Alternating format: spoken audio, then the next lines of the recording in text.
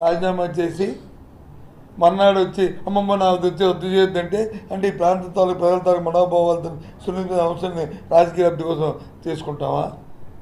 అలాగే steel plant కోసం పోరాటం చేసి ప్రతి దీంట్లో కూడా అసోసియేషన్లో ధర్నాల్లో దీక్షలో కూర్చున్న గాజువాక క్యాండిడేట్ ఎవరైతే ఉన్నారో మరి ఆ అభ్యర్థి వచ్చి ఇప్పుడు ఎన్డీఏ క్యాండిడేట్గా అభ్యర్థిగా పోటీ చేస్తున్న నేపథ్యంలో మరి చేసిన ధర్నాలు చేసిన పోరాటాలు ఇవన్నీ ఫేకిన్ కదా దేనికి చేయాలా ఆ ధర్నాలను ఆ నిరాదీక్షలను? మేము మాది ఆ రోజు మా స్టాండ్ ఒకటి, ఈరోజు మా స్టాండ్ ఒకటి.